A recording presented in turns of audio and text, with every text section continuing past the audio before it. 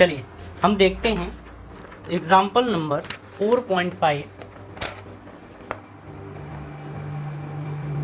ये क्वेश्चन देखिए क्या दिया गया है।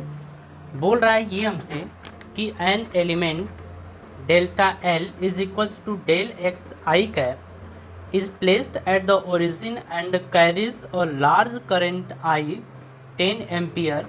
What is the magnetic field on the Y axis at a distance of 0.5 metre.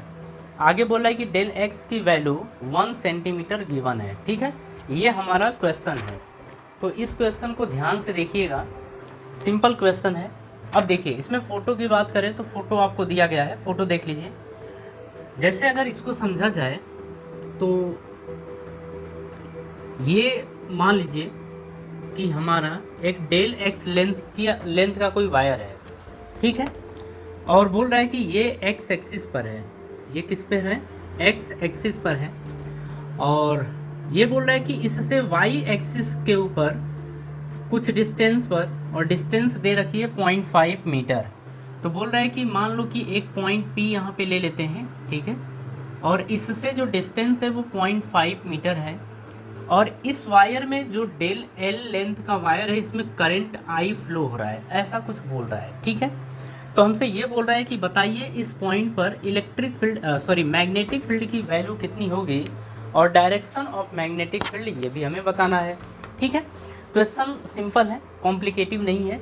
यहाँ पे देखिए दे रखा था अपने को कि जो यहाँ पे डेल एल की वैल्यू दे रखा था, ये दे रखा था डेल एक्स आई का। इसका कोई मतलब नहीं है, मतलब बस इसका इतना ही है कि जो लेंथ है वो एक्स एक्सिस के अलोंग है, बस इसका मतलब ये है। ठीक है, और बोल रहा है कि इससे वाई डिस्टेंस पर, वाई एक्सिस में 0.5 मीटर के डिस्टेंस पर मैग्नेटिक फील्ड की वैल्यू कितनी होगी, ये हमसे पूछ रहा है। ठीक है, देखिए अगर हम बात करें यहाँ पे तो डेल एल, और डेल एल की वैल्यू डेल एक्स दिया गया है, और आई कैप लिखने की कोई ज़रूरत नहीं है। और इसकी वैल्यू जो दे रखी है डेल एक्स की वैल्यू 1 सेंटीमीटर दे रखी है, और 1 सेंटीमीटर को हम कन्वर्ट करेंगे मीटर में तो ये आएगा 10⁻² मीटर। ये आप सबको पता है।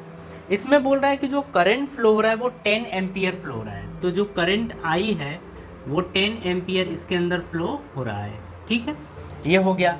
अच्छा, अगर देखा जाए थीटा, तो थीटा खुद समझिए कि ये ऐसे है और इससे जस्ट परपेंडिकुलर डिस्टेंस पर एक पॉइंट पी है, इस पर मैग्नेटिक फील्ड पूछा है। तो इसका मतलब कि लेंथ और इस डिस्टेंस के बीच का जो एंगल है वो 90 डिग्री दे रखा है। ठीक है, इतना हो गया। तो देखिए ये डाटा अपने को गिवन है। अब हमें कैलकुलेट करना था मैग्नेटिक फील्ड। तो देखिए मैग्नेटिक फील्ड की बात करें तो del B is equals to, यहाँ से आप लिखेंगे I D L sine theta. अच्छा, इसकी फॉर्मूले की बात करें तो फॉर्मूला क्या है? फॉर्मूला है mu naught upon 4 pi I D L sine theta upon r square, ये हमारा फॉर्मूला होता है। ठीक है, अब देखिए D B is equals to आ जाएगा म्यू नॉट अपॉन 4 पाई की वैल्यू 10⁻⁷ है। अगर आई की बात की जाए तो आई कितना है? 10 एम्पियर। तो 10 डेल एल, डी एल की वैल्यू कितनी दे रखी है? आप इसको डी एल भी लिख सकते हैं, डेल एल को डी एल भी लिख सकते हैं। इसकी वैल्यू 10⁻² दे रखी है। ठीक है, ये दे रखा है 10⁻² अपॉन में डिस्टेंस की बात करें तो डिस्टेंस है 0.5, तो आर की वैल्यू दे रखी है 0.5 मीटर। इसे हम लिख सकते हैं 5 × 10⁻⁻1 मीटर, हम ये लिख सकते हैं। ठीक है, कोई डाउट नहीं है। चलिए, अगर इतनी चीज़ें पता हैं तो हम इसे लिखेंगे 5 × 10⁻⁻1 का होल स्क्वायर।